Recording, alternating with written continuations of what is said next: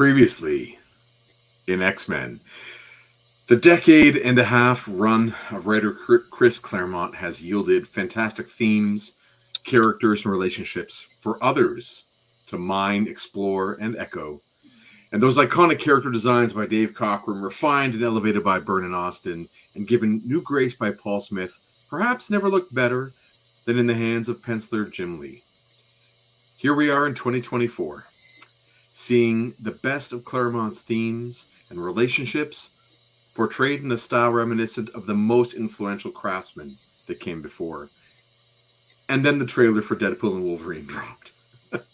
I am Jason Lapidus. I am Chris Sanagan. And we are Group of Seven Comics. Welcome to episode 118 of our ongoing Tuesday night live stream read-through of the X-Men comics that became classic as we spotlight, instead of reading, we're spotlighting the previously in X-Men sub-series, previously on X-Men 97. Tonight we'll be breaking down episodes 6 and 7 of the new animated series and dive into our thoughts and feelings about the trailer for the swan song of the Fox X-verse. Chris, how are you? I'm good. Yeah, we so much X stuff came in the last week that we had to get out there. You know, our regular Tuesday night was initially it was just we weren't available. Neither of us were available, and so we wanted to get out there and have a chance to talk about these things because hey, they connect to all of this, and then we get a chance to talk to each other about it. You know, get our impressions too. How you doing? Yes, I'm sad we didn't get to do Tuesday night, but it really just felt like we couldn't wait another week. Like we'll get so far behind because there's so much going on. Agreed. I'm really glad that we are going to get the chance to talk a little tonight. I see Toy Rensu is in the chat. What's up, geeks? He says, "How you doing, Toy Rensu?" And Chuck Dodson's here. Howdy, ex-friends, and howdy back to you, Chuck. Hope that you guys are all doing well out there in the real world. Chris, what would you like to start with? Would you prefer to talk Deadpool, Wolverine, or would you prefer to talk episode 6, episode 7? Where are you at? Let's do the trailer. Okay. Did you make notes, by the way? On the trailer? On anything? Do you ever make notes? Sometimes. I used to a lot more, and now it's a lot of fly by my seat in my pants. But you and I had a quick little debrief about the trailer already. But yeah, no, let's start. Oh, there's so much. Yeah, there's so much to talk about. In that in the 2.5 minutes. Yeah, there really was, and I love that it leaves a lot of room for not just speculation, but like just the anticipation for what's to come. You know, it was very exciting. Just the opening with the idea of it starts off obviously with the bar scene, and you hear the bartender basically say that you're not welcome here and you're not welcome anywhere. Yeah. And you get that sense right away that Logan is a pariah. Mm-hmm. So like we're in a world where he's at least in that bar. He's known, but when you say you're not welcome anywhere, that means he's infamous, he's notorious. And that means that his identity is kind of like he's known to the population to some degree. Mm-hmm. I think that's pretty cool. Mm-hmm. And he obviously is not a welcome figure. So what's happened? Well, we can do a lot of that speculating game where we can try and guess, you know, what the things in the trailer mean, how they connect to comic book stories that have happened before, sure, or how it connects to things in the movie before.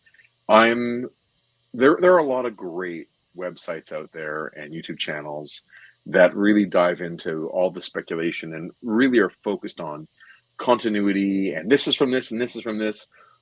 I'm more of the mind. I'm interested in like what story they're going to tell, and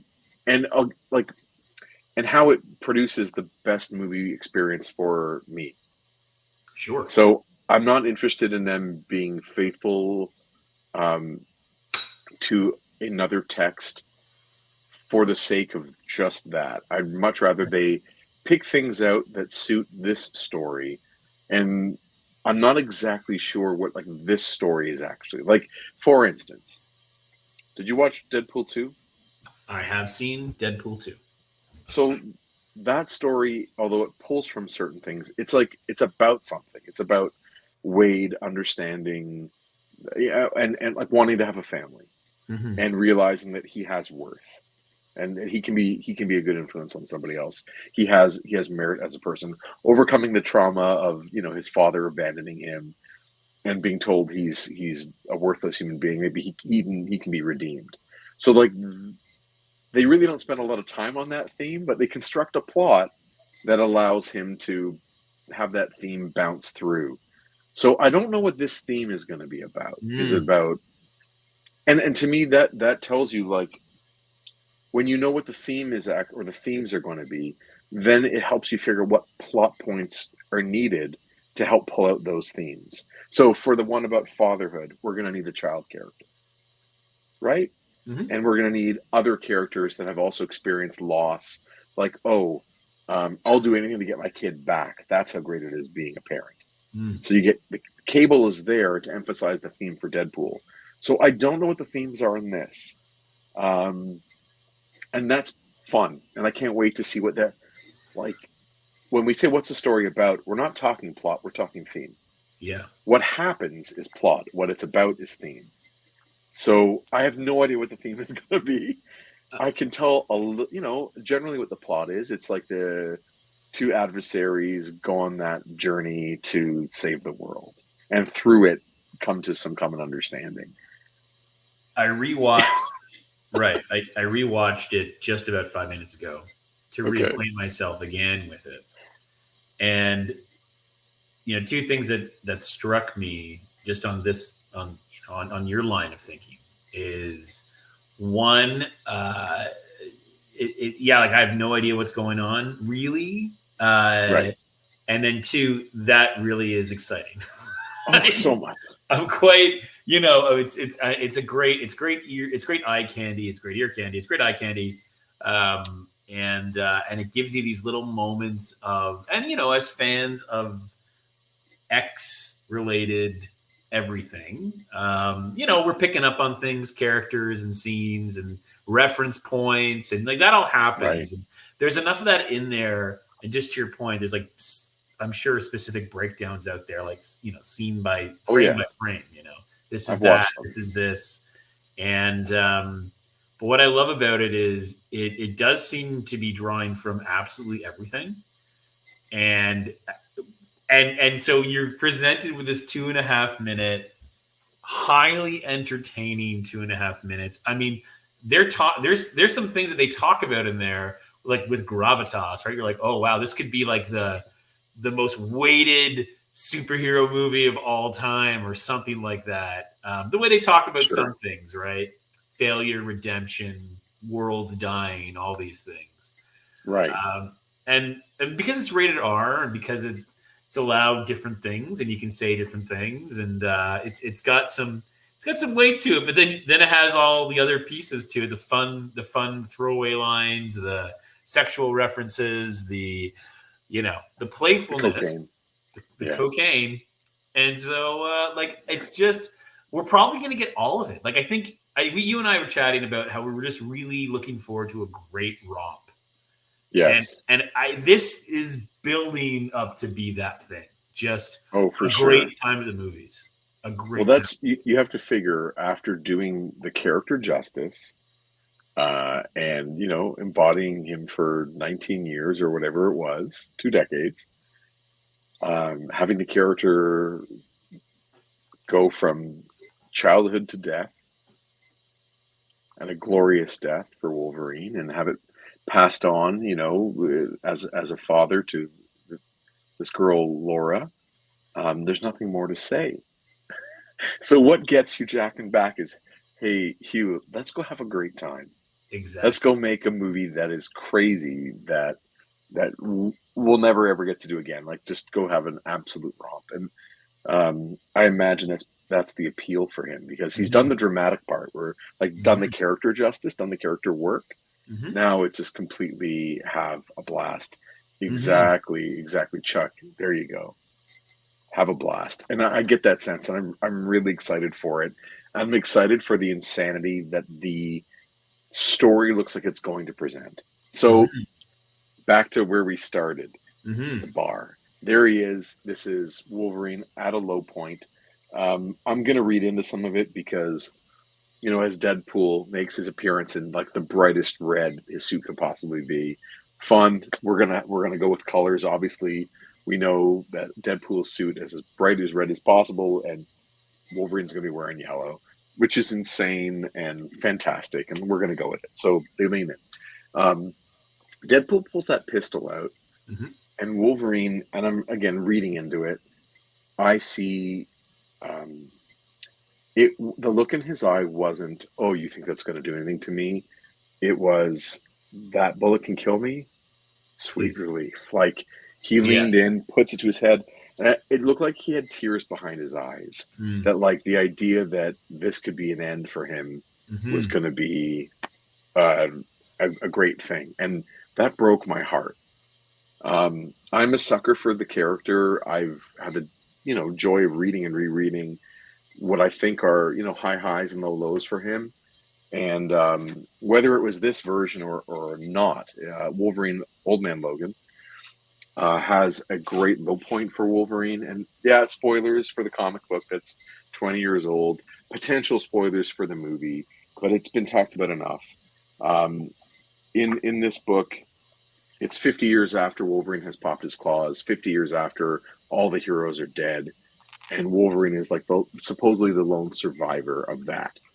And you don't really know what happens, but eventually you learn that he holds himself responsible for the death of all the X-Men, and then goes to in a state of complete shock and trauma. He goes to lay down on the train tracks, hoping that the train going over his head can sever his head from his spine.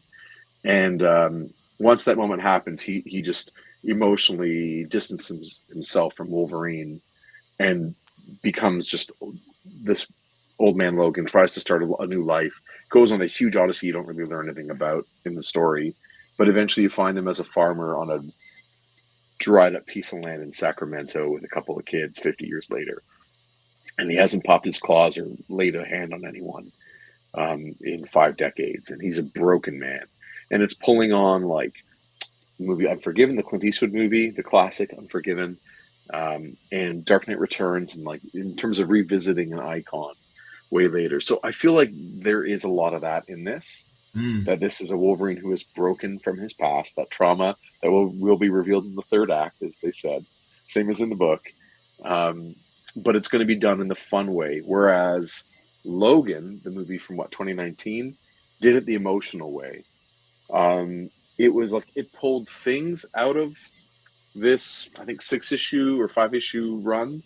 It pulled things out of it, but it wasn't a retelling of this. The same way that Civil War was not a retelling of the comic Civil War, and Days of Future Past was not a retelling of the comic Days of Future Past. They pulled the name, they pull a couple things out to evoke that, but it's not a literal retelling.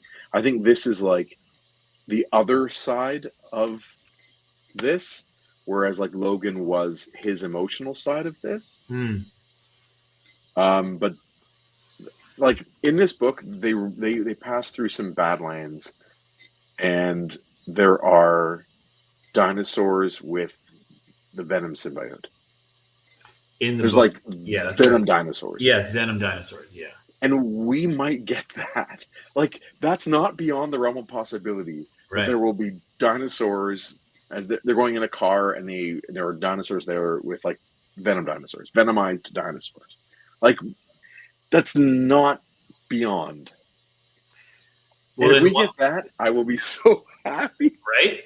Right. And so along that line of thinking, then we do get some. We get a few glimpses of things from maybe that world. Let's assume that world, that version. I know, right? Venomized dinosaurs. Unbelievable. So in this book, it is Hawkeye. It is a survived blind Hawkeye who has come to get Logan as 2 old men to come do that one last job. I need one last job. And he believes, Hawkeye believes that the fate of the world is at stake, and this mission is the most important thing he could ever do. So having to convince Wolverine to come on this mission, I just feel like there's something in the same spirit of like Deadpool having to convince Wolverine to come do one last thing, and they're going to have to cross this wasteland Which and see includes all sorts of terrible things. I'm hoping they go through Hammer Falls, which is like where Thor dies, yeah. and I want to say it's in Nevada, but I don't remember. I have to look through. Yeah, it's in Nevada, and it's like where all the people who are people of faith have like gone to pray that the heroes will return in a Christ-like rising. So they go to Hammer Falls. Another like the most awesome one. I want to find the map that's in here. Here we go. So there's a map of the country Yeah. that's divided up, and Logan's family is in Hulkland, which is just like the full West. Yeah. You know, from top to bottom, basically from Seattle all the way down to the Mexican border is Hulkland. Then they have to go through the Kingdom of the Kingpin, which is there, and I'm just looking at all the places. Hammer Falls is in that area. Then they have to go through the middle. Doesn't seem to have names on it. Mount Rushmore, Denver, Cree Haven, the Negative Zone opening. It's just like a giant wasteland in the middle. Then it's Doom's Lair, all here. And it's crazy. And then this part is Osborne City is there. And then they get to a place called President's Quarter, which is all this. And the president, of course, is the Red Skull. Red Skull. And he has that trophy room with, parts of different objects. Let's put it that way. Different objects from heroes, artifacts. In this place is a spot called Pym's Cross. And in Pym's Cross is the massive skeleton of Hank Pym as Giant Man. Of course, in the comic, Hank Pym stays. Yeah, sure, Scott Lang comes in as Ant-Man, but Hank Pym remains an active, youthful hero for all the years, within sort of the Marvel comics. But in the MCU, as we know, it's Scott Lang. So maybe they'll have like Lang's Cross or Lang City or whatever it is. Because what we saw was a giant, very clearly, Scott Lang's Ant-Man helmet in giant form lift, and there's the skull is in there. Yeah, man, it's not just his helmet. They're actually like it's his shoulders and his hands. So they are running up toward his hands that are like outstretched as he falls. So his body is part of the set of the movie. Like what a crazy set, but nonetheless. So I'm really hoping we're gonna get. There we go. There, yeah. Just bonkers. That's McNiven on art.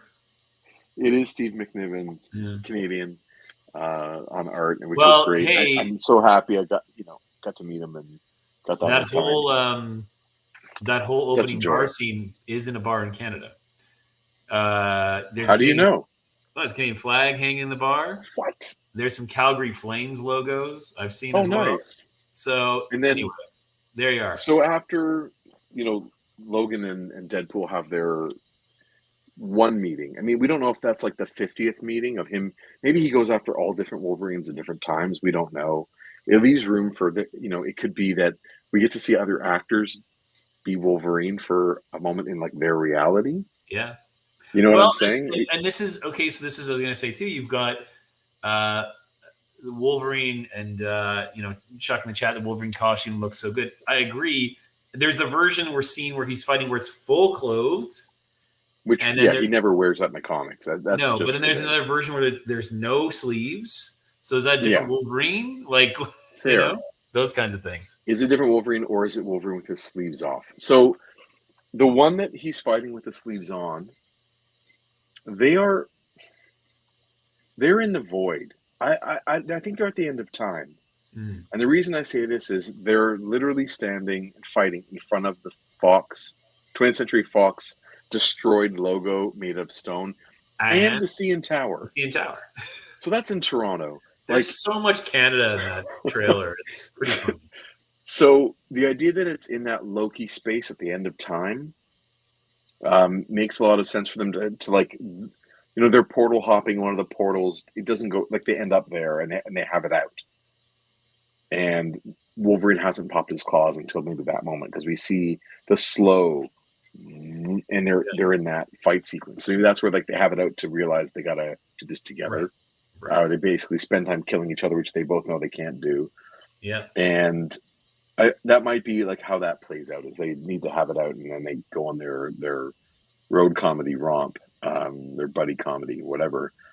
The fact that also there is a like smoke monster at the end of time that eats everything called Eliath, Yep. which we see in Loki, and that was clearly in the trailer. Yeah.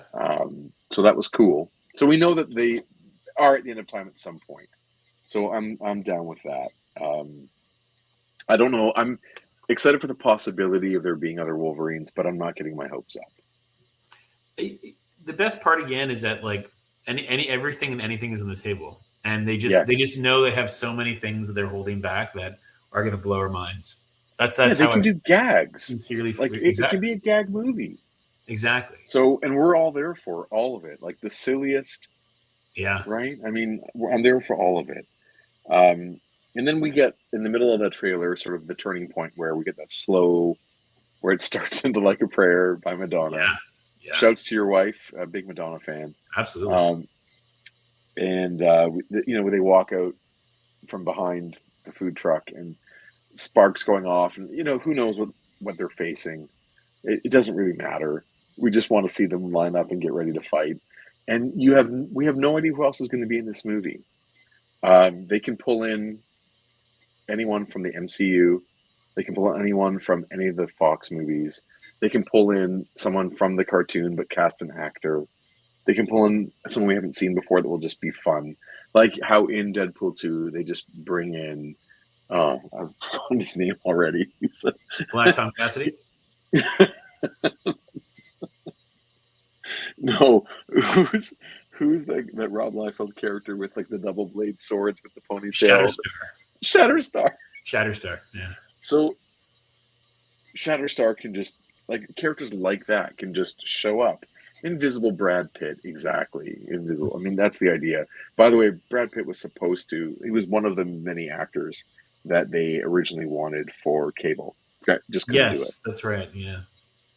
They really wanted somebody big. Sorry, I have a friend in Japan who's messaging me, and you just need to be quiet for a bit. There you go. Be silence that. So there were a bunch of actors. They really wanted to cast somebody tall. Unfortunately, Josh Brolin, who's awesome. I love him. He embodies the character, but he was definitely not the size they were hoping for. But Brad Pitt was great. So they can bring in anyone from any scene and just call it whoever, and it'll be fun. So do you have any wishes for who gets on screen? No, I mean, I think I just want to be pleasantly surprised. Like I want to be, there were so many rumors about but done so playfully, and everyone seems to be whomever they have signed on or have brought in seems to be in on the joke, all of it. So we're not hearing, this person spotted here, this thing, like we're not hearing those kinds of things. With one exception. And that's the Taylor Swift of it all. Right. The fact that the guys were at the football game with her. Yeah. Like that particular group of people were at the game with her. So that one just really fanned the flame. And I'd be so happy if that's the case, just because I really want my Dazzler #1 to go up in value. Exactly. It's just stuff like that. But I think you and I, we're here for all of it. And I think it's just going to be, I'm really looking forward to it. I'm like, I can't say that I have felt that way about a Marvel movie. I know it's a different, it's the same thing, but a long time I've always been like, I'll go check that out. Sure, I'll go. I'm always interested. But this is like must watch summer movie for me. Like I think, and there's been a lot of movies where I'll just wait till I see it on. And no, like I want to see it like the night it opens. I want to go to the theater wherever I am. I think I'm on the road in the east coast of Canada. I'd be like, where is it playing in St. John, New Brunswick? Where the heck is it? Or the best part is I'm going out to spend some time with some friends. We rented some cottages out in Prince Edward Island. And I guarantee you I will have this conversation with a couple of my great friends where it'll be like a Tuesday night. And like, well, what does everyone want to do tonight? Like, you guys want to go see Deadpool Wolverine? Of course they do. So of course anyway, they do. So that kind of stuff. So we get to see Cassandra Nova, who is a kind of new character for you, right? Yeah, we talked about her a little bit. Yeah, a Grant Morrison and Frank Quietly creation, and who better to draw a creepy, bald, diminutive woman than the amazing Frank Quietly, who just draws the heck out of that.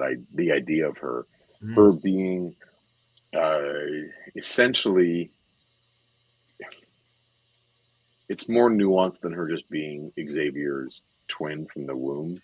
Yeah, they added in Morrison made it. Yeah, it gets out of hand, but this is where writers and readers get very, very literal, and it kind of doesn't really matter what alien force was actually part of that to preserve what matters is the essence of it. And also, we don't know if this is going to be that. So I imagine it's just an alternate version, maybe of Xavier. Yeah. Maybe she's from a reality where he has an evil twin. It doesn't really matter. Yeah. In fact, she'll be there. She's going to have the ability to control people's minds, right? Yeah. So awesome. And she'll be devious. Now, we don't know if she's the big bad. If we are thinking about this, or does she just control a region? That's what I'm saying. Right? If we think of this as a template, right? She's just in the PIM, like in laying, whatever it's going to be. She's not Red Skull president. Like, what if we get Red Skull president, and we see him kill Captain America on the steps in Washington D.C., and then Wolverine has to do with that. Like, who knows? So it could be anything. So is there another trailer coming? Yes, with a movie like this, there are always at least two. There's a teaser, which is just about 60 seconds, which we got during the Super Bowl. Correct. Then there's a trailer. That the first trailer is usually an emotional one, meaning like it's just to convey the feelings of seeing the movie. And then usually trailer 2 is a plot trailer. So it's a more concrete, like, this is the story, and you're going to have a sense of that in trailer 2.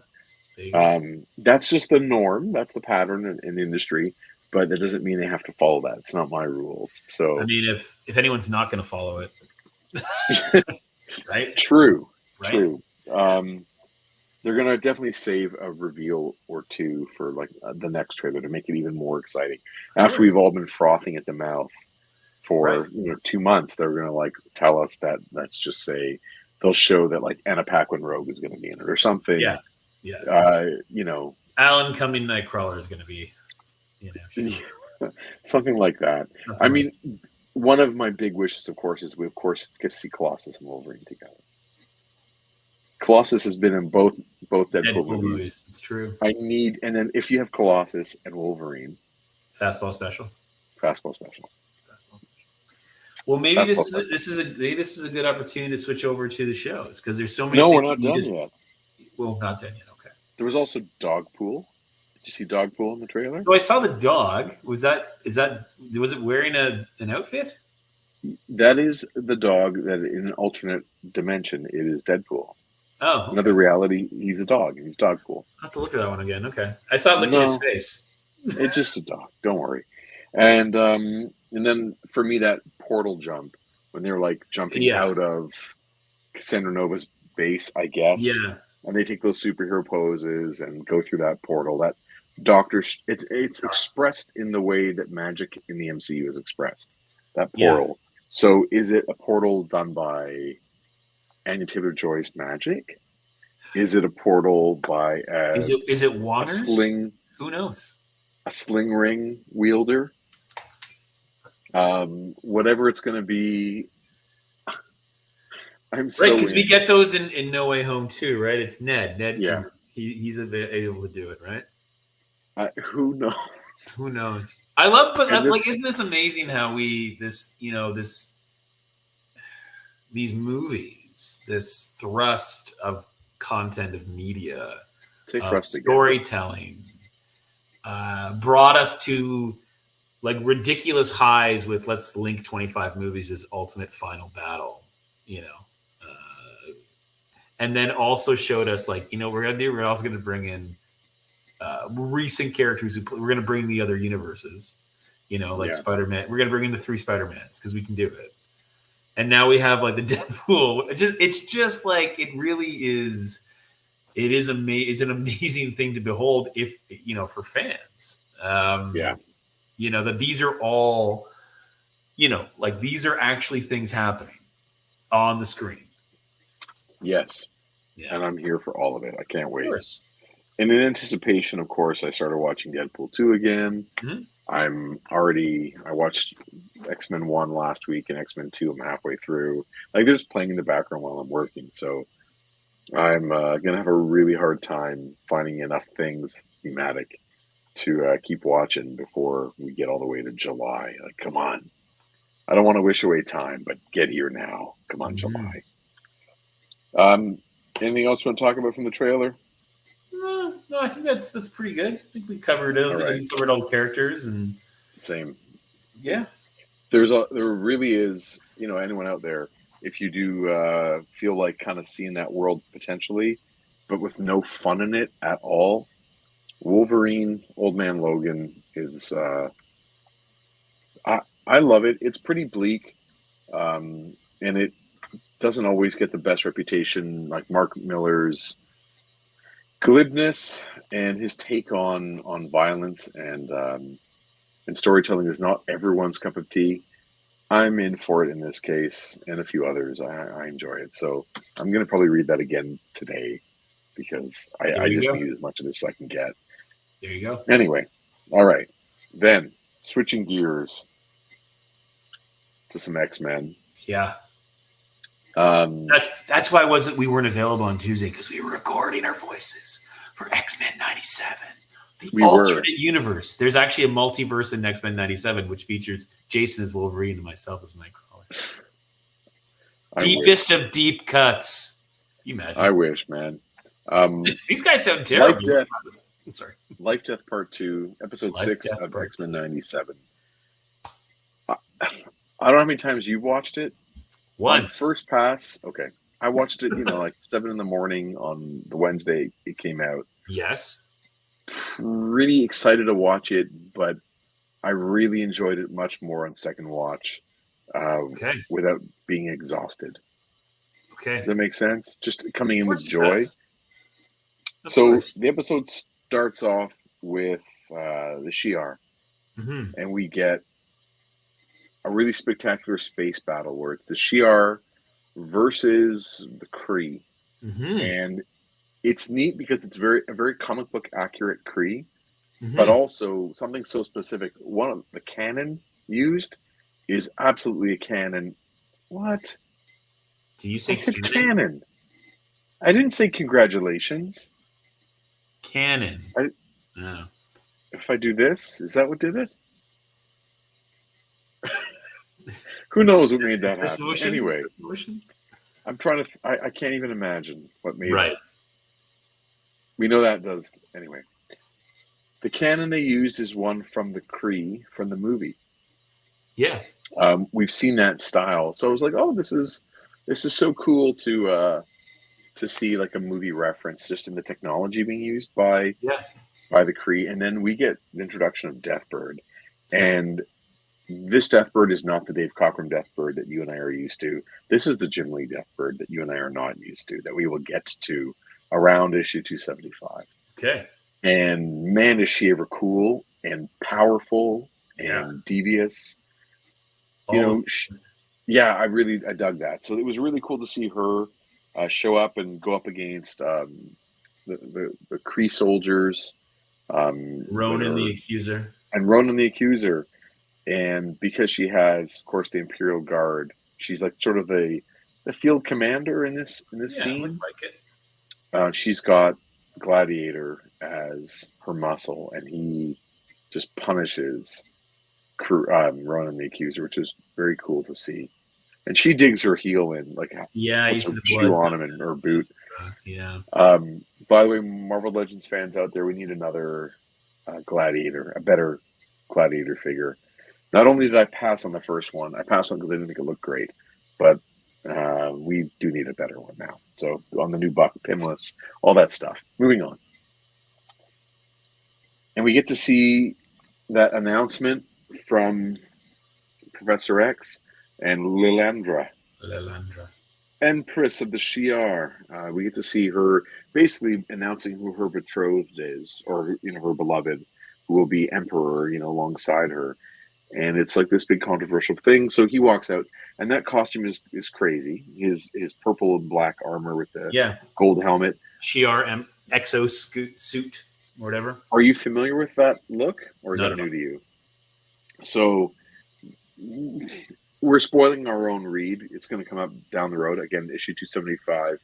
He is the villain, and you don't know it's Professor X yet, but that guy is the villain.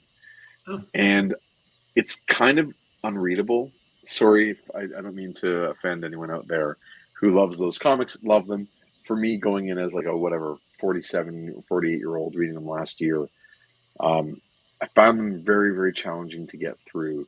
But the gist of it for me was that Professor X had his memory wiped. Mm. Maybe it was like that. I have to go reread it. We'll get there together. Has his memory wiped, and he is now like Imperial, and he is with like Deathbird's agenda. Mm-hmm. Mm-hmm. And so he is the antagonist that the X-Men have to unite to defeat, along with the Starjammers who need their help to Starjammers! to undo that damage. So we'll figure that out. But that costume is absolutely the representation of the Jim Lee villain, Professor X design. And maybe we'll get a figure of that. I hope that would be kind of cool. X-Men 275. We'll get there. So that's what that was all about. Yes. Right. And it was an exoskeleton, right? Yes. I mentioned to you, I think, that we see a species that now that you look at it, they've subjugated. There are like the little horse people who are kind of gardeners. Mm-hmm. They are. I was introduced to them in the comics as a kid, in probably '86 with Power Pack. There was a being. I want to say the character's name was Courtney, but I don't even remember anymore. It was so long ago. There was a being who comes to Earth with those powers and gives them to the children, the Powers children. That's their last name. Are you looking it up? I can see you turned your monitor on. Anyway, Power Pack. And so it was kind of fun to see like a deep cut from Power Pack. Yeah. I heard some people online saying that they were the Beta Ray Bill people, but they were not. They are not the Corbinites. The Corbinites. If you've read Walt Simonson comics, go ahead. The alien is named. Would you call it Courtney? I couldn't remember. Whitey. Whitey is a good alien who gave the children his powers so they could save the day. So a white. I must have blocked it out.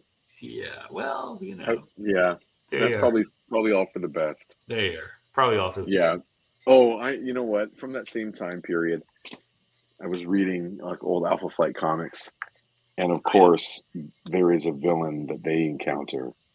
I don't know if you ever read the issues where, spoilers, that is a character named Delphine Courtney. But anyway, so maybe I was thinking of that. Maybe you were thinking of that one, yeah. Conflating two things. Whitey, I like that. Yeah. Does Whitey die? It says, like give the powers Green Lantern style, then die? I don't know. It just says they were kidnapped. The parents were kidnapped by aliens, and so a good aliens gave him the powers that could save the day. Okay. See how he dies? We can go with that. Though he saved the kids, Whitey was badly wounded. Oh, no. And before he expired, so he dies. Whitey transferred his ability to control aspects of energy, mass acceleration, and gravity to the children. There you go. Yeah. So we get that bit with Professor Xavier and Lilandra, and then it cuts to getting us back to Storm. So like the life death is, it's kind of neat that they've taken that theme from the comics of Storm finding her way, and they're doing it with Professor X and her in parallel storylines. Yes. You know, he's essentially dead and in heaven or in another realm or whatever you want to perceive it.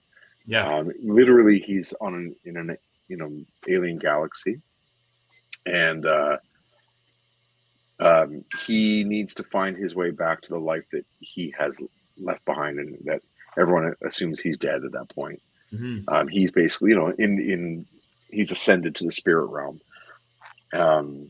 And so I like the idea that both of them have to find their way back.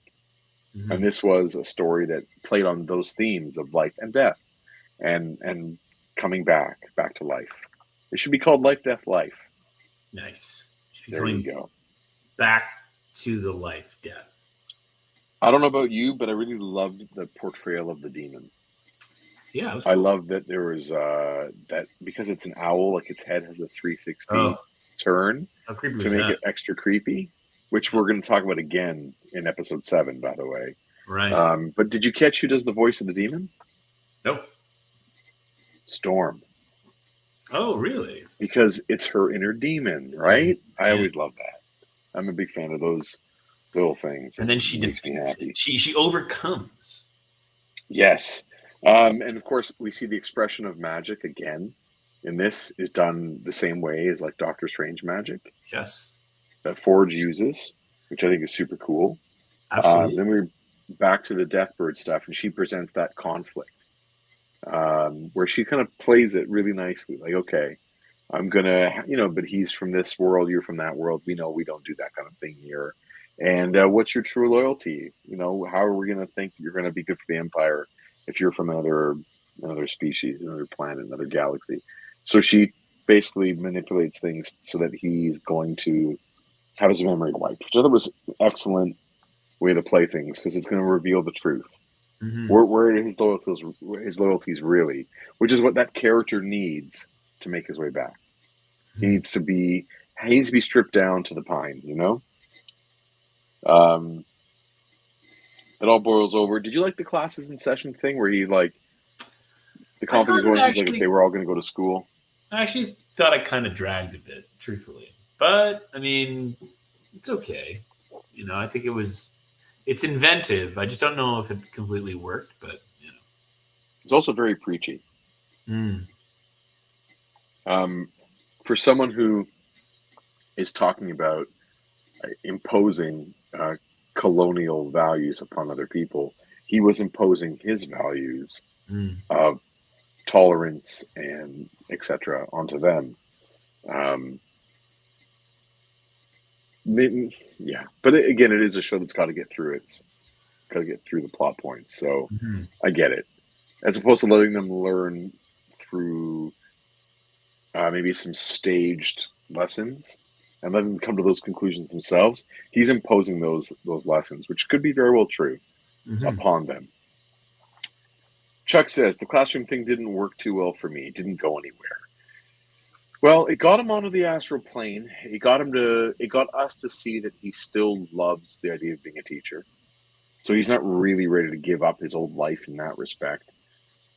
And then it has his mind ready and open for when his connection is broken with the mutants back home.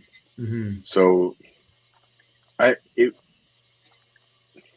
think it worked from a plot point, just so that he knows that the X-Men are in danger and that Gambit is dead. So he's ready to have that vision. Of course, he could have just had it just when he's walking around or standing or sleeping or whatever. It could have been a dream that came to him. The second time I watched it, I enjoyed it better than the first, like I said before. But to each their own. And then he said, "I'm defending my kind." Do you like the voice performance on the show of Professor X? No problem with it. You know who it is? Nope. It is the dude who did the voice of the Red Skull on Boromir.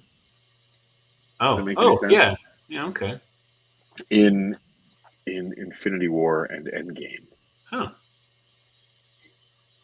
Neat. Was it in Infinity War or just Endgame? I think it's just Endgame. Oh, no. It's getting Infinity War too, because Thanos goes in Infinity War. True, and Gamora. he kills Gamora. Yeah, so that guy who does the voice of Red Skull, who takes Hugo Weaving's spot, he's the voice of Professor X. Huh. Cool. Yeah, there you go. There you go. Yeah. Then we get Storm going through, the gauntlet, that her little journey in the cave, and makes her way through and figures out that maybe she left herself open to all this sort of self-loathing and questioned her own worth. If it's better off to be human, and that sort of seed of doubt manifests into this demon, and that's what enables the weapon that was used against her to take her powers away, that they never really were gone, that she can choose to have them back. And there's a glorious animated scene of her being reborn. That's right. And she's reborn in her original costume. Well, let's talk about that if you don't mind. In Storm's first appearance in animation in like 1982-ish, in Spider-Man and His Amazing Friends, she is in that costume. In her second appearance in animation in Pride of the X-Men, we see her in that costume. We know that is her original Dave Cockrum costume in the comics. So and then in 92 on the show, X-Men the Animated Series, she is in the costume that Jim Lee designs that is a derivative of the one that Mark Silvestri first draws, that is the reborn Storm. Okay. So in the comics, the reborn Storm costume is essentially the Jim Lee one.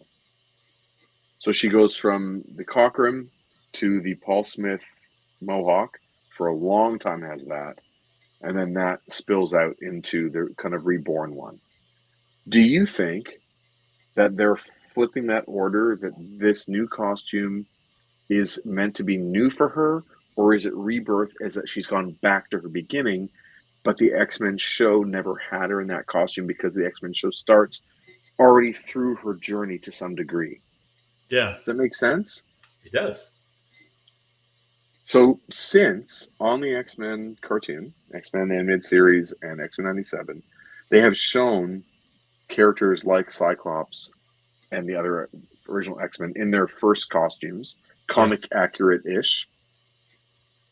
Do you also want to assume with me, we're going to do this together, do you want to assume that Storm, when she first appears as an X-Men, before the show starts, comes in that costume, and this is a return to that? Yeah. Okay, we're going to agree. Cool. Yeah. This has been stressing me out. Wow, I wonder what's going to happen. I think they spent all their money on the animation for that scene, because it is beautiful, absolutely beautiful to see. It is. I agree with you, Chuck. It was very cool. It's like a really great blend of animation styles, and really dynamic to watch, and super. Yeah, I loved it. Great. Cool. Want to move on to episode 7? Yeah. All right. Which I watched yesterday. Bright Eyes. Well, yesterday was the first day it came out. Yeah, but I watched after the Leaf game. I hear you, buddy. I hear you. It's only, you know what? If a team wins like 16 and wins the cup, it's very possible they also had lost 13. Absolutely. So it's a gauntlet. It's like a 20 to 30 game gauntlet. Losing games is not the end of it, as long as you don't lose 4 within 7. That's right. And we'll see. You got to live and learn. And just one last thought on that: if they're not going to play better than they have, our Maple Leafs, then they don't deserve to win. They have to play better. Mm-hmm. Their power play has to come alive. Yes. So if they don't want to do it, then so be it. But we think it's within the realm of their ability. Absolutely. They can do it. Absolutely. If Boston doesn't get any better, then we know Boston's not going to get further either. But the Leafs can do it. It is got to figure that out. Okay. Episode 7, Bright Eyes. Right. Does it begin with Remy's funeral? It does. And so not only do we now have a funeral scene that opens. But it's my whole takeaway is like, okay, it's definitive. He's dead. They are burying him in the ground. Right. I mean, now Agreed. it's comics. It can be a whole bunch of stuff, but I like that bit of assumed finality that like, oh no, he died doing this amazing thing, the sacrifice that he gave. And now we're putting him in the ground and like, we will not be seeing Gambit again. And but I mean, just on, at least on pretenses. And I was kind of like, this is great. Do it. Just end a character, just move on. And then, I was on board. Yeah. You mentioned before that, like, given that you like the stakes, yeah, and it kind of honors him. Like he's at his absolute best in death. Yeah. And Nightcrawler as the priest. Nice to see him get that moment. But I thought that was a really beautiful written eulogy. It was that amazing. Gives not just Kurt depth, but let's recognize the writing. Yeah. Because all these characters are only as good as their writers. And I thought that taking a twist on the character and saying that, I think Nightcrawler says, I think he was bluffing. Yeah. That he wasn't really always being this way, thinking that he was worthless. I think the very fact that he was here, his actions tell you that that he was humbled by all this, and that's his tell, is the fact that he always downplayed himself, right? His humility was his tell. Yeah. But his actions were that he was going to live life large and be the hero. Mm-hmm. I thought it was really, really beautiful, and it makes me like Gambit a hell of a lot more. It does. We got to see the Thieves Guild, the Tithe, and the Tithe, and whatever that is it. Belle? I don't know. Right, that character who wants to Remy, you're going to marry me. All that stuff. I thought it was great. I was like, yes, put them at the funeral. This is fantastic. Yeah, that was really fun. My daughter was really enjoying that with me too, because those are one of those episodes that we really slogged to get through, in the original animated series. Oh, so totally. Seeing those things again, but just I always think now of our friend Jerome Kamanatang, because he always says you Thieves too stupid to check the box or whatever it is. It's not our fault or whatever it was. He does a good version of that. Yeah, that's true. Yeah, Jerome. So I really loved that the funeral scene. That was very powerful. And then you get like Jubilee crying about Rogue not being there, which is great. And again, I've really enjoyed this version of Jubilee. Yep. And Wolverine doing some consoling, which is cool. Yeah, everybody handles grief their own way, kid. Yeah. And then we spoken from experience. Then we get Rogue Unleashed. That's exactly those two words, Rogue Unleashed. And wow, do I want to watch more of that? Yeah. And it reminds you how powerful Carol Danvers is, because those are her Danvers powers. Exactly. And there was that one. So she does several destructive moves, but there's the one video game kick. Yeah. Oh yeah. It was like a Daniel Warren Johnson drawing come to life too. Yeah. Like with the speed lines and just extreme perspective coming right down that angle. Like, actually for you it'd be down that way. Yeah. But I've heard it said by other people that is a kick that she uses in like the Capcom, like X-Men versus Marvel versus Street Fighter or whatever it is. Yep. That's one of her moves. So I'm like, if they're pulling, I mean, to me, if you pull in video game moves, that is Spider-Verse level inclusion. Yeah. Like where you're pulling in theme songs and memes and all sorts of things. So like you're pulling in, that'd be an awesome reference there. So I really love seeing that. And then you get obviously a reference to the Hulk and Thunderbolt Ross right away. Yeah. So the world expands again. We're like, okay, we're not just seeing Doctor Strange magic. We're referencing the Hulk. It's all here. Yeah. Like the Marvel animated world from the 90s is here. And I'm like, yes, keep going. Keep going. Well, we get there. Yeah. We get the President Kelly scene talking to, he's now not Senator Kelly, the one from Days of Future Past. He's president. And you get Cyclops like wearing his mask and the visor like down back here. It's kind of sitting there. I thought it was a really cool look for him, by the way. Yeah.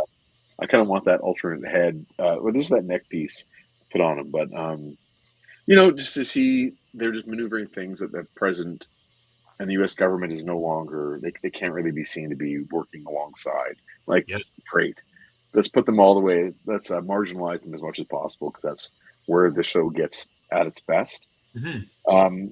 But one thing I didn't get, and I'm pretty certain I'm reading this right, they go to Genosha then, and it's their Yes. first time there, and it's been 5 days to a week. I don't get that part. I don't get how any of these X-Men can see this happen, and it takes them 5 days to get their shit together to go. That part I can't wrap my head around. They get Remy's body, maybe. Do they bury a body? I don't even know. But they plan a funeral, but they don't go to Genosha to help with the rescue. So the reason I do think it's their first time there is because when they get there, all the X-Men are shocked by what they see. Yeah. So, do you have any insight, or are you just in the same position as me? Yeah, I thought it was their first time there. It seemed that way. Does that make any sense to you? Like in the timeline? Just in terms of who the characters are, what their mandate is, the way that they would respond. Oh. It's like, wouldn't they be there within 3 hours, 2 hours? Like, it's like, this is happening. Everyone, like, they tap their symbols. Everyone, let's go, and they all get the thing and they go. Like, they're there first. They're first responders. Yeah. Are they not? Like, that part, I can't wrap my head around. Right. That it takes like, them why 5 weren't they days there? to Genosha. Why didn't, when the battle happened, why didn't they just get in the Blackbird and go? Yeah, they see it on the news and they don't go. No, they And kind of that watch part I don't understand. I can't get my head around. And I don't know if they're hoping we're just not going to think about it. Maybe. But with all those characters, there is nothing to them more important than being there. So I don't know. But anyway, I'm stuck on it, and I need to be talked down off that ledge. But so be it. Gotcha. They go to Genosha. I love seeing all the other mutants that are there, including the Savage Lands mutates. Those like weird little blob. Yep. Yeah, the mutates are great. We see a memorial to Callisto and Leech. Yeah, that was real sad. I think there are so many things nowadays, in our world where we see these kinds of memorials that it's hitting home harder for, I think, a lot of people watching it, where it feels like real world kind of stuff. Where people are, I guess, the older you get, and the more the world has shrunk, we lose more people that we care about or that we're aware of, more people that we know. So these memorials are a little more poignant. Do you know Angel? Not Warren Worthington, but the insect female Angel? Yeah. So she was there too. Yeah, she's there. You mean from X-Men First Class? There is a version of her, played by Zoe Kravitz. Zoe Kravitz, exactly. Yeah. Oh, also in the background was Mimic. So this is a weird pull. So there's one of the really, I guess he might have been the 6th X-Men in terms of continuity in the comics. There was a character, if you look him up, type into your little computer there, buddy. X-Men Mimic. A little computer. It is. I've seen it. It's a little embarrassing. It was in the pool, but you'll see it is a. Oh yeah. He's an orange jumpsuited with a big M on his chest, Cyclops glasses, angel wings, and beast feet. That's right. Yeah. He's kind of a ridiculous character that every superhero team has an antagonist like that at some point. It's all of our powers against us. Yeah. So he is one of 2 characters that has been smushed together to make Morph. Right. Changeling and Mimic are kind of the 2 that are. Morph is an amalgam of them. I'm just surprised that we have Morph and we have one of the characters that has been amalgamated into Morph. Does that make sense? Mm-hmm. Yeah. Morph is a synthesis, essentially. So I thought that was a weird pull.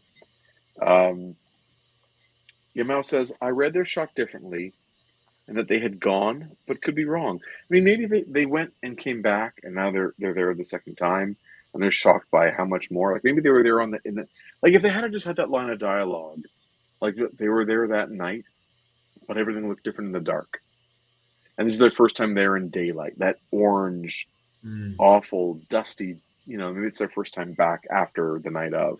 I would have bought that completely, but Yamal says, I thought the shock was about how little help there is now because of what was said to the president earlier. I'd be happy with that too. I can't live with my X-Men having not gone there right away. Yeah, they're much too heroic to have not visited instantly. But I like your read. I prefer your read to mine. I just can't do it. I was really struck by the heaviness of those scenes. You get that doctor or first respond, like the medic there, who I think is her name Dust. Yeah, she shows up as part of Asteroid M, Fabian Cortez's in the first series, the '90s series. There's that like team who ends up turning on Magneto, and she's part of that. But she has like a history with Charles, where she's like a doctor who's known, maybe even a relationship at one point, because we all know how Charles got around. So Amelia there you Vaught. go, Amelia Vaught. There you go. Cool, Yes. Nice. So that was her scenes. Like every character that got to give their perspective on what they were experiencing, I thought they were just really well written and heavy. I thought I was really impressed by that. Oh, of course, Strong Guy was there too. Shouts to Jason Lowe. And shouts to you, Jason Lowe. Big Strong Guy fan. And what does he say? There's a war coming. Yeah, gear up, or what does it eat? Yeah, exactly. Yeah, like start lifting, basically. Yeah, you got to get strong. But before Strong Guy is actually on screen, we get the scene in the mountains where Rogue is still pursuing, trying to find Henry Peter Gyrich. They call him Gyrich, or they call him Gyrich in the show. I keep forgetting. Anyway. And we get Captain America, and I'm so happy, again, that Cap is in this. He is rendered similarly to how he was in the episode where the flashback with Wolverine, where his mask is sort of permanently in that black cell shade, even the rest of his suit is not. And he's voiced by a common voice actor who has done like just about every single white superhero who is not Superman and Batman. Okay. Whether it's in Lego adaptations or animated series or video games, he's done both Green Lantern and Flash. He's done Spider-Man. He's done Iron Man. He's done everybody. So having him on this was like, yeah, we're going to get him in, and he does a fine Cap. Obviously, it was nice just cool to see Captain America there. And I really, really loved what a brat Rogue was. Oh, since your hands are tied politically, guess you're not going to need this. And she throws the shield into the mountains. What a move! What a move! Great. That was that's just me hitting. But I also liked how Cap acknowledged like her grief and was like and was not there to was like, listen, like this is the way it is, and so like was somewhat accepting of her behavior, because I like that. And again, and so you're right. It really opens up this universe that they're all there. So you got to reference the Hulk, you get a Captain America, and more, right? Because Cap also says like his team is going to move on this. Yeah. Now, what team is he referring to? Strike Team, a Shield team, the Avengers, him and Falcon and Agent 13. Like, is it that group that's going to go do? Like, what's his team? I can't wait to see. I would love it if he has a little strike force. Yeah, I'm a big fan of. There's a stretch in the Brubaker run where it's like kind of that trio of Cap, Falcon, and Sharon Carter, Agent 13, and I love that idea that they just have their own kind of little subset within Shield they kind of do the missions they need to do. It's excellent. Totally. Then we get a scene where Jubilee is talking to Roberto about coming out. I mean, you know, right? Yeah. Uh-oh, we have to derail. Nigel Downer says, "Quick hi, dudes. I'm watching all the sports tonight. Sports! Nigel, I miss you. I hope you're enjoying all the sports. And All we of see them. each other again soon. I want to You hear got to about come on the this show. darts. I want to hear about competitive pickleball. I want to hear Yep. whatever you're watching. We got to get Nigel on here on an episode Yeah, we do, where actually. he gets to do voices that he wants to do. Absolutely. Yeah, good dude. All right. Have fun watching sports, Nigel. So I liked Jubilee, the way she expressed how to, like, her angle on why he should come out to his parents as a mutant was basically like, yeah, when the bad news hits, you want them to know who they're burying. Yeah. I found that very moving. Mhm. Yeah, that hit home. Jeff Pacito, how you doing, man? Sports, I thought this was the comics place, total opposite end of the spectrum. It's true, Jeff. It's true. How you doing, by the way? I hope Jeff is doing well. Are you enjoying X-Men 97? We haven't crossed paths since the show started, but I hope you are enjoying the show because I'm definitely into it. Yes, we will talk soon, Nigel. Good. So I love that. And then Beast talks to the reporter Tilby. Reporter? Yeah. And they have a relationship in the comics too, and you can see it's alluded to here with their hand holding. And I thought that even hit too. Like I was into all of it. Like the emotional stuff really it worked well with me. And we get that scene then with Rogue in Mexico City, and they did something very cinematic that I was struck by. So they have that scene where she's dealing with the guards outside. The classical music is playing, and Gyrick is doing like his Lepidopterist. Yeah. Like I feel like this is right out of a movie that we've all seen where he knows something bad's happening. He's just gonna like I'm gonna work my butterfly collection. It's like a Bond And, film. Yeah, just like the way it was presented, it just felt very cinematic and derivative of something else I couldn't put my finger on. But I'm into it. Like that's not really a typical for an American cartoon. So that was very cool.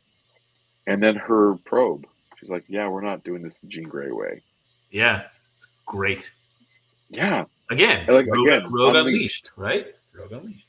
So much so that the lights are flickering, and we're seeing like waves of green power being pulled out of him, and it's so intense, of course, that she doesn't even wake up for I don't know how long. Yep. She's like they find her in an alley. Yeah. Like crazy. That was really crazy.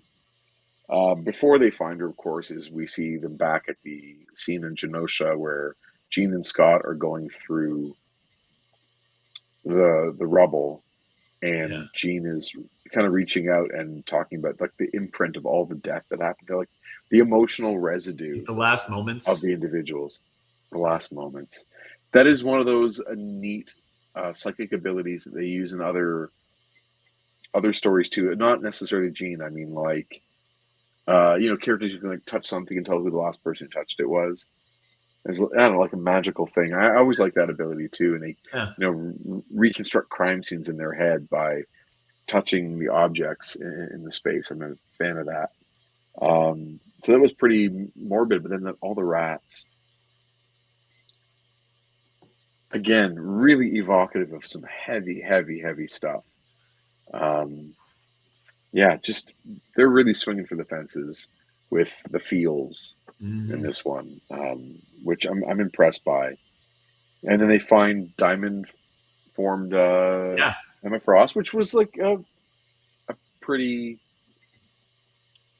not obvious, like an easy to predict plot point. Sure. We saw that it was coming, so a secondary mutation, some more of that Morrison run, right? Yeah. It's gonna be fun to have. I guess I wonder if we're gonna get her on the team or as part of the next steps. So we shall see. We shall see. I also thought Scott, like then, when it wasn't Madeline, and he cries. Yeah. And Jean has empathy for him. Mm-hmm. Like it wasn't the thing on the kids show where we're just going to continue the animosity between them. It was the really mature understanding of another person's grief and compassion for them. Jean doesn't have to put up with Scott having feelings for this clone, Mm-hmm. but she I don't know, she shows some serious depth and maturity, and she supports him through that. But I thought it was really powerful. Mm-hmm. Yeah. Ooh. I wouldn't be surprised if Jean dies in the 3-parter Emma joins in season 2. What are you doing to me? Are the final 3 episodes, is it a 3-parter, 8, 9, 10? It is. It's basically, it has, I think, the word like tolerance is extinction, maybe something like that is the title for all 3. So Okay. tolerance coming from the OZT. Mm-hmm. Operation Zero Tolerance. Ah, that's what it is. Gotcha. The name is like, Rogue seemed a little too interested in like, what do these 3 letters mean? As if that's going to mean something specific. But I mean, I can tell you what it is if you want to know, or do you want to let the story tell you as it reveals next week? Yeah, we can talk. Yeah, next week. You want me to tell you? No, that's okay. You kind of already know that there is a group operating that wants to get rid of mutants. Yeah. And it's just a question of how high it goes and for how often. Sure. How many presidential terms has OZT been around, and who is it connected to? That's really all that that's all that will be revealed. The fact that there is a group, and whatever they're named, you already know because of the way things have played out. Mm-hmm. So we get the scene with Roberto coming out to his mom. Crazy to see that they're representing some alcoholic behavior from the mom. It's subtle but pretty easy to read. And yeah, the turn, like, yeah, she's hopefully supportive. Yeah, we always knew. So we'll be fun to have it out in the open. Now we got to hide it. Yeah. Like, wow. Yeah. I thought we were in the clear, and nope. They again yank the rug out. Like, okay, powerful. Kind of almost a worst case scenario. Mm-hmm. Because if it had been, no, you're not our son anymore, he was prepared to lose it that way, but I don't think he was prepared for this. Neither was Jubilee. No. Then the Kurt finds Rogue in Mexico, and we get such a performance as he gives her a hug, and she finally cries. Yeah, adopted sister, like, right? Like, yeah, really sweet. The actress, performing Rogue's part, the one who has done it all along since the 90s. She just, again, takes a big swing and lets out some really big cries like you don't usually hear. Mm-hmm. It's usually that first one, and then it whimpers out. And this was like, no, it's going to swell again. I found it, again, very moving. I think I was just in an emotionally very open place and really willing to receive. And I was getting like knocked over with like waves on the beach just every time. I found it really powerful. So that was a great performance from the actress playing Rogue. Then we get the mysterious character who we're just going to call him Bastion because we know it's Bastion. He kills Gyrick. Mm-hmm. He's like, our plan is working perfectly. That's right, it is. Now you die. And there's the Purple People Eater song. Yeah. I find this is like really good, like creepy movie juxtaposition of something very lighthearted and innocent. Yeah. With something really dark. Stuck in the middle with you in Reservoir Dogs. There you go. He's doing the dance as he cuts his ear off, right? Like he's what? Spoilers. I didn't realize it was his ear. Yeah, that kind of thing. That juxtaposition heightens the horror or the terrible things. That was a good play. And then, you're trying to think what the meaning is behind that song of a giant purple people eater. Mm-hmm. And it's like, okay, yeah, that's a pretty good one. I read that. I thought it was good. Yamau says, I read somewhere that the VA for Rogue lost somebody personally a few months before, the voice actor for Rogue. Wow. Lost somebody personally a few months before the recording and drew on that. Yeah, it was. I can't say, obviously, like they're using their pain for our entertainment, but it was done not. They're performing. They go to a place. Yeah, it had that impact for sure. It was really powerful stuff. Direk is dead. That's great. Do you know who's playing Bastion? Nope. Well, this is the only like name actor I think that's joined the cast where you're like, you know who the guy is. Theo James. Oh yeah, I know Theo James. Oh yeah? Yeah. You guys go to school together or something? We may have had a rivalry at one point. Yes, Theo James from currently on Netflix's The Gentleman. Yeah. Yeah. Underworld, Divergent series. He had a bunch of British action things. Yeah. Mr. Pamuk. What's that? Okay, anyone in the chat, if you know who Mr. Pamuk is, you just put the title of the show that is in the chat and you win points. There you go. Yeah, we'll see. We'll see if anyone knows. I'll put it to you this way. I only know because I watched the entire series with my wife twice. Or maybe even 3 times. But anyway. Downton? I was being a good guy. Oh. Downton. Gotta be Downton. Chuck, you win, buddy. You win. my wife will be proud when I tell her. Poor Mr. Pamuk on Downton Abbey. Yeah, he dies during intercourse in like the first season.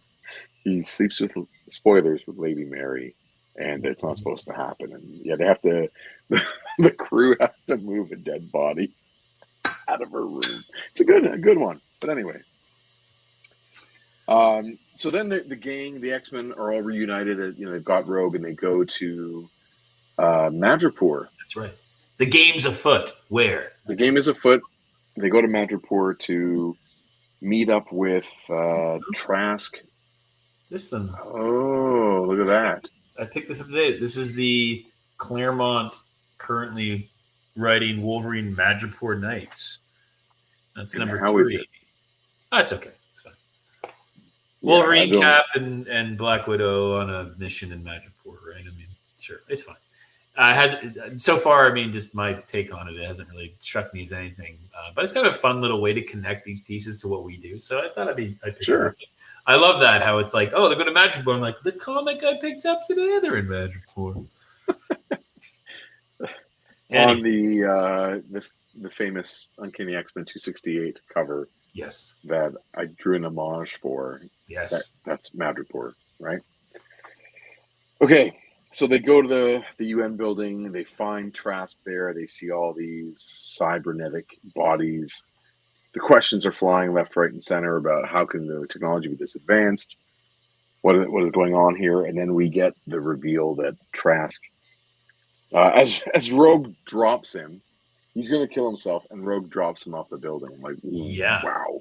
I mean, Nightcrawler could have teleported and got on him. Oh, Nightcrawler could have. Jean Grey could have got him. Yeah, but they're all like, Rogue says you're dead, dude. So, well, and then they go, well, they're kind of shocked. And but Wolverine's like, she did the thing we all wanted to do. Yeah. I love that line. And I love Morph's like, is this who we are right now? Is this who we are now? Like, it's like, yeah, like these are the conflicts in that team, right? Yeah. It was great. It was great. And then he comes back and does the creepy head turn thing, which is always, it's always great. And takes out Rogue in one shot. Yeah. Cyclops is like, I can't even believe this. And the whole building, right? That it starts to go. And I love that part where the building, the top half is coming off, and like they go into, again, action mode, which is like, this is what we've been craving. You get Cyclops. You get the rubble, you get the building. And he just jumps off. And they've started to illustrate like Jean's telepathy, or no, her telekinesis, in a really interesting, like giving her that blue highlight. So it looks like whenever she's affecting something, it gets that kind of turquoisey blue highlight around it, which I think is really effective. So he like leaps off the building and turns around and the combat scenarios they do, like it actually lends credence to like having the danger room. Yeah. Because like they're constantly doing these scenarios, or like they're in it. Okay, jump into an airplane, buildings falling apart. Like they know that they've done it, they've practiced it. Yeah. And I think she even, I watched like on the second view, she even effects his landing. Like Yeah. she catches him as he lands and he's able to continue Yeah. on. And then we get that part where we talked before about what does it do with Morph? Is he just changing shape? How does he have, but no, he absolutely has Quicksilver's powers, Yeah. which is where it's mimic. Like that's Yeah. it's not just changing shape like Changeling, it's having the powers of like Mimic does. It's So great. Every episode with Morph, like, who's he going to turn into now, right? It's a fun, super fun, super Yeah. fun. When it happened, like my daughter's watching, and I was like, "Oh, he's cool, Quicksilver." She knows exactly who that is now because, of course, Avengers: Age of Ultron, which is cool. Yeah. So I'm happy with that. Yeah, it works out. And that fight doesn't go well, but then eventually a grenade falls beside, and you get like Cable electromagnetic pulse grenade. Whatever. Yeah. And his Cable music little theme came on. He has just a little Cable refrain, and so they played that.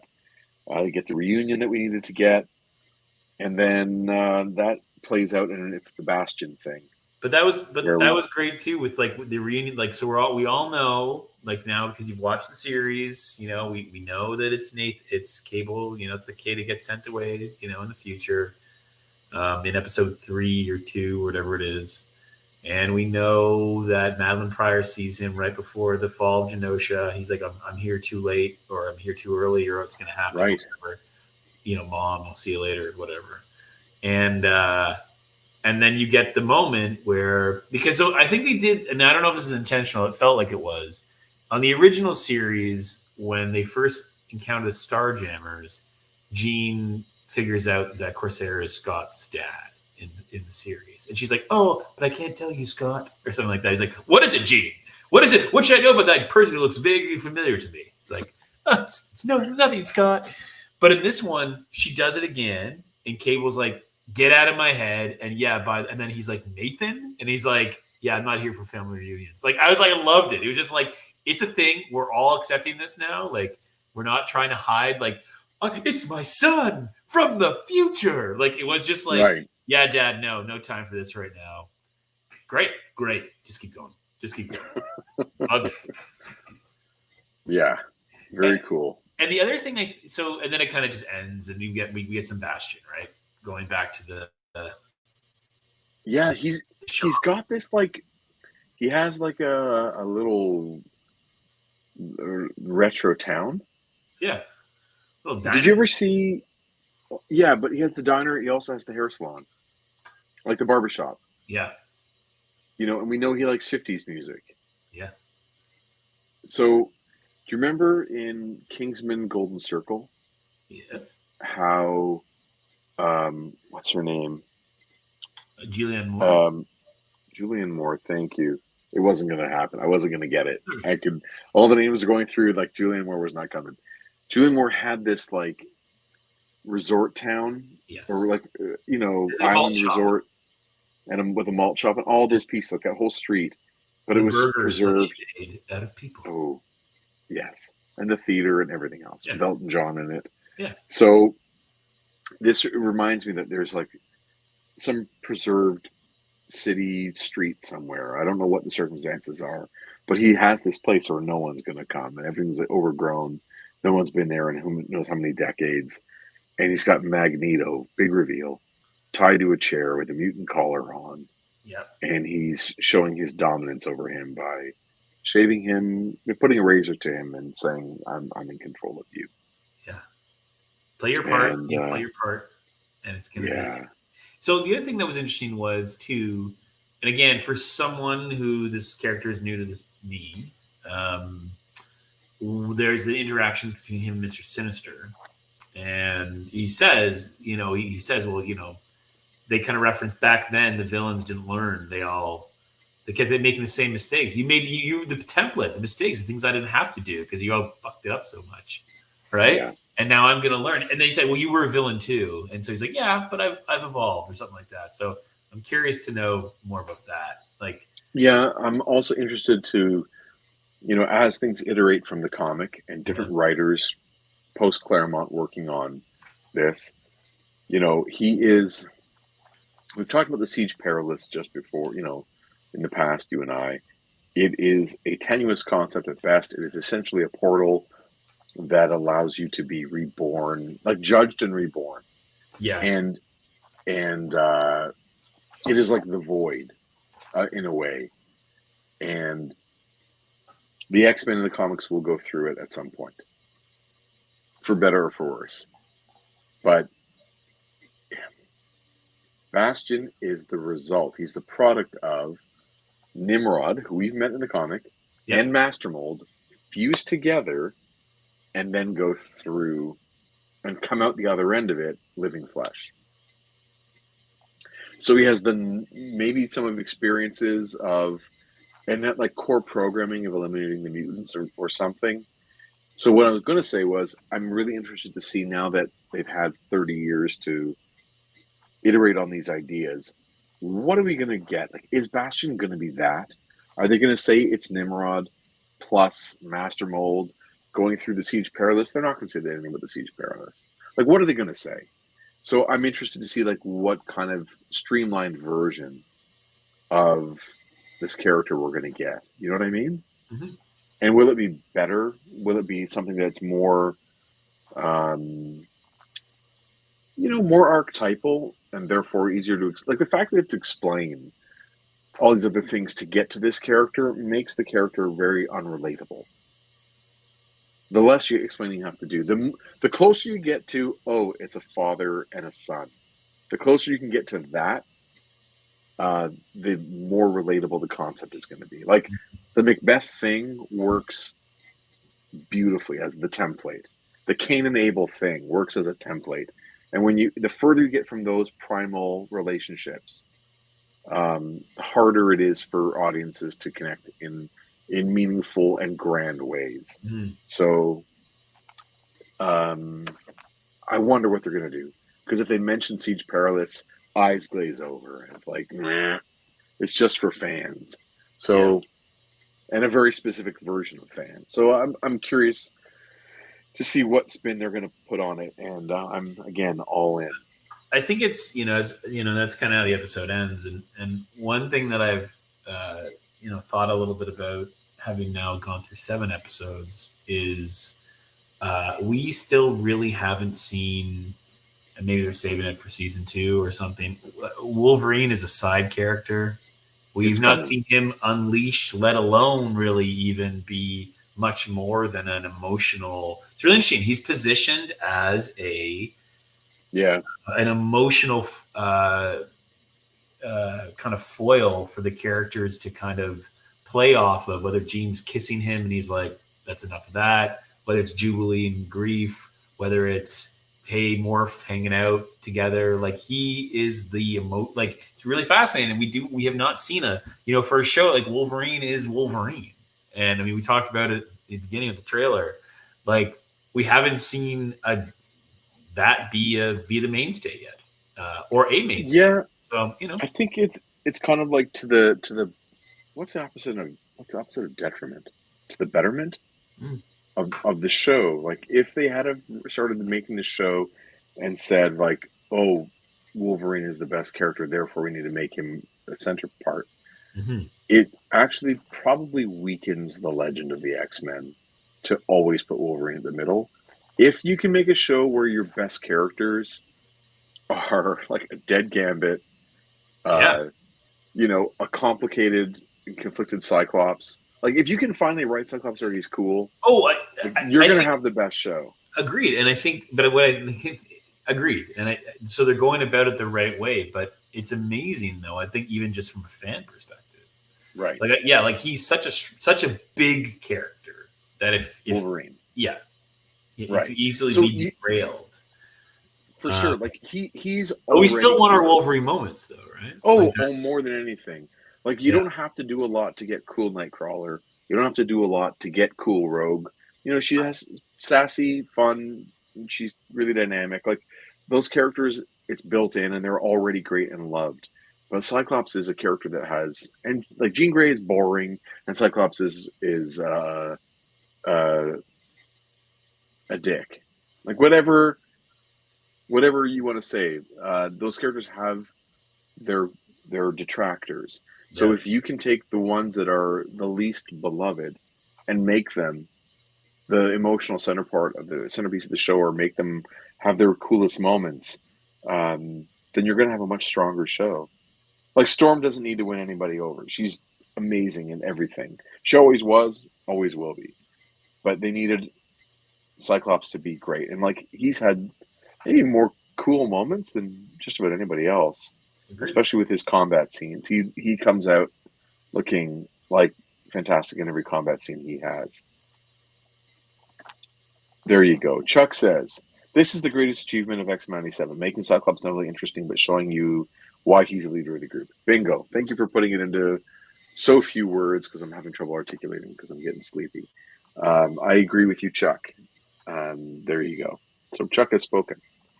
And I think Wolverine will have his moments. We're going to get... Oh, yeah. The shit will hit the fan, obviously, in the next 3 episodes, where the characters are all going to have to come together. The Bastion threat with all the other villains Storm involved. comes back. Xavier comes back. And we're going to get those great moments when they return. I mean, we don't know how Xavier's getting back. Maybe the Starjammers are going to bring him. Maybe we don't even get him back until the after scene in the end of episode 10. You know, like they've just finished the threat and then the spaceship arrives. Who knows? Hopefully we get a scene. We all want to see it where things are going badly, then the lightning strikes, and Omega level threat detected. Like, Omega level come on, threat shows up. Right? Omega mutant detected, whatever it is. I think everyone wants to see that again. And she arrives, and they get to have their reunion. I want to see Nightcrawler cut loose with a multitude of bants and striking characters to immobilize and them. a And faint maybe smell of brimstone. yeah, man. Have Wolverine go through. They've already had some blood on the show. I don't know. Have we seen a character cut another character yet? Like with flesh? I don't know. I would love to see, obviously, Wolverine be Wolverine. And I'm okay if they just allude to it as well. I don't need to see him actually draw blood. That might give it an additional rating. Like I would move it up to an R rating if he has to. If he removes a limb. But I'm in for all of it. Yeah. Good things ahead. So next episode, 3-parter. And then that's the end of the season. I believe it's called Tolerance is Extinction or something like that. And then what are we reading? Okay. Tuesday on the next Real episode? talk, sir. Next Tuesday, Leafs Boston, 7:00. Do you want to do the show at 10? Yes. Because we don't have to review X-Men 97 because we just did it. Yes. So 10:00 we'll do. Might be a late one that night, folks. You know what? It's that we usually take up that 9 to 11 spot, Eastern Standard Time. But if we just do the second half of that spot and go from only 10 to 11, we can do that. It's just it's the same because we're not covering X-Men 97 because we just did it. Boom. We just did it. World for y'all. So we'll do 10:00 Tuesday. Let's do it. I've had this issue on my table side for months. Oh yeah, I read that. Finally. Good. You read it a long time ago. Is it double sized? Yes. Will we do it fast? We'll do our best. Does somebody return in it? Absolutely. Right. Deathbird cuts Ronan's cheek. Yes, she does. But I'm thinking more about like a limb being severed, which I think is maybe a higher, more severe rating on a TV show rating system, as opposed to just drawing blood. So, yeah, like a cut to the midsection versus just a poke. So we shall see. But yes, Deathbird definitely does put her high heel right in there. I need that action figure of Deathbird, yo. Get me that, Chris. Absolutely. Okay, sure. Yeah, make that happen. Good stuff. So 10:00 Tuesday, we'll dive into X-Men. That was issue 193. Uncanny X-Men 193. Good. You Excellent. good? Yes. All right.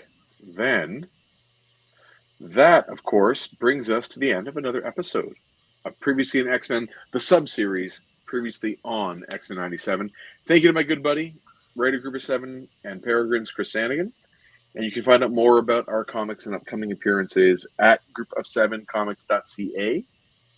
Follow us at Group of Seven Comics on social media.